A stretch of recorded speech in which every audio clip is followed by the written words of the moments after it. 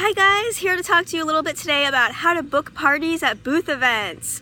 Okay, first I just want to talk a little bit about why that's important and why I focus my booth, each time I do a booth, on booking parties rather than selling books. So I'll sell a book to anyone, I have a whole lot of books to sell, but what I'm really at a booth event to do is to book parties. And why is that? Well, when you sell a book to someone, usually it's very hard to establish a connection with that person in order to touch base with them again, and it's very hard to follow up and get them to book a party after they walk away.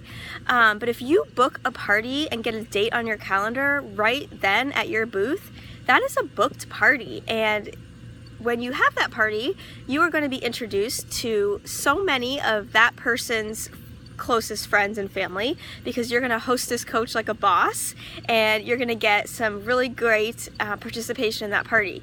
And so what does that do for you? That allows you, this is usually a complete stranger that you're seeing at this booth event most of the time, that allows you to jump from your circle of friends into their circle of friends.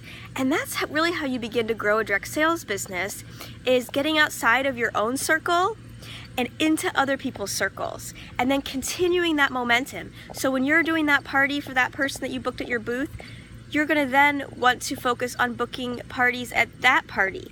And you can see how the growth begins to happen and how it really can begin to snowball and grow, and how you can really begin to gain momentum that way with your Usborne Books and More business. So, okay, let's talk a little bit about tips about booths. Okay, so first I just want to talk a little bit about kind of a code of conduct, some 3 general rules that I like to follow when I'm at a booth. First, and these are so simple, you guys, you might even wonder why I'm sharing them, but I see a lot of other consultants from other companies not doing these things, and like yesterday, I saw a lot of people at our booth and not at theirs. So these are simple things, but I want to share them. Smile. Okay, you want to be the energy you want to attract. So you want to smile and act interested, obviously, in being there and having people approach your booth. So you want to smile, you want to make eye contact with people. Most of the time, you have a few seconds to start building a connection with someone and to draw them into your booth. If you are sitting down and your face is in a book or writing in your planner or doing something, you're missing those 3 seconds to make that connection, and they're walking away. If you smile at someone and make eye contact from across the room or, a few feet away, that at least gives a chance that they're gonna approach you, and then you can begin to talk to them even more. And the third thing that I mentioned a little bit in that example was don't sit. Unless you have a disability that requires you to sit, I don't recommend sitting, because it puts you in a real passive mode of, well, if someone comes up to my booth, I'll talk to them, but if not, I'm just going to sit here. That's not very effective. Laura and I did not even bring chairs yesterday. We were on our feet for 6 hours, but we were out in front of our booth, and we were bringing people in with a smile, eye contact, and by being out in front of our booth.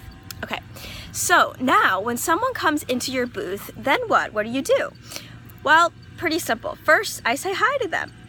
And then I begin to ask them questions that they respond to. And I ask one question after another. I don't try to bombard them, but the questions are all about the kids in their life. So the first question I ask is, have you heard about Usborne Books and More before? If they say no, I say, well, great. We are a world-renowned publisher of Usborne and Kane Miller books, and we offer books everywhere from baby to young adult. We have an amazing selection of books on all kinds of topics for kids in your life. And then I say, do you have any children in your life?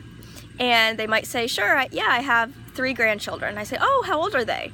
And you can see the progression of the conversation. So even though I only have a few minutes to make a connection with this person, I'm continuing to ask them questions and using the answers to direct them towards books that I think that their kids in their life may enjoy.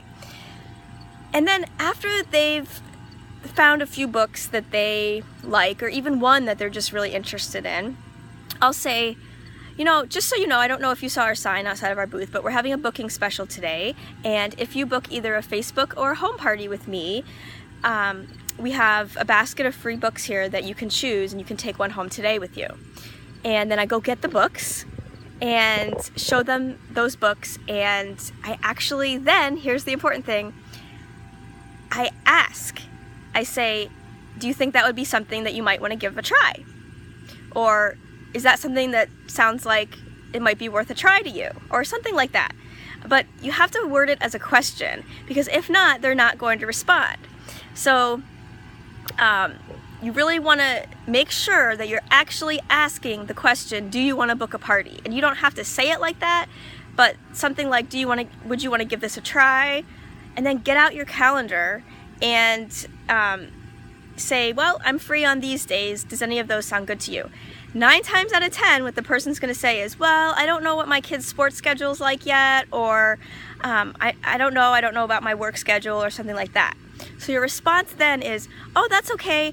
In order for me to be able to give you your free book today, though, I just need to pencil in a date and get some contact information from you. And then if your schedule changes, we can always change the date of your party.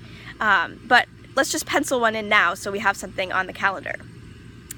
And I like that term, pencil in, because it's, it kind of embodies flexibility, and people don't like commitment in general, so the fact that they can change their date later, I think, is really appealing to them. So after they say that, and after they commit, then I do 2 important things. I first get their phone number and their name, of course, and then I get out my phone right there and I friend them on Facebook. Because when you type in Ashley Miller, whoever this person's name, whoever they are, there's going to be like 20 Ashley Millers that pop up. And if I friend that person when I get home, after 4 hours more of having the booth, the chances of me remembering what that Ashley Miller looks like is pretty slim. So I'm going to hold up my phone to her and say, oh, okay, here we go, which one is you?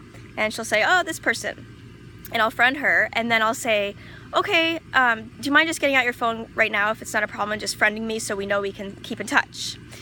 And then I'll let them pick their free book.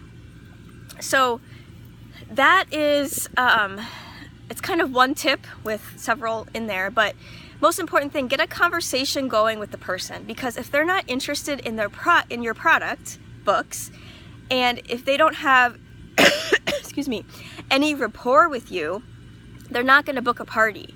You have to start talking to them first and get them interested and get them to trust you a little bit. And by doing that, and to do that, you have to talk to them. So my last tip is, don't forget about all of the other vendors at the event. If you go to an event, and whether it's a well-attended event or it's a dud, if there's other vendors there, that is money. I mean, money. I mean, not money, but you know what I mean. You can go up to those people and start talking to them and share what you do, and be interested in their product too. And if they're selling something that, if you need to buy soap and you were going to go buy soap at the drugstore anyway, maybe give it a try. Buy some soap from them if they are soap makers, or you know what I'm saying? Like, support other people if you're able. And chances are they might support you too. So don't forget about the other vendors. Don't forget to smile. Stand outside your booth, right in front of your booth, inviting people in. Don't sit behind your booth hiding, and get a conversation going with those people who are coming into your booth. Book some parties, ladies, and have fun.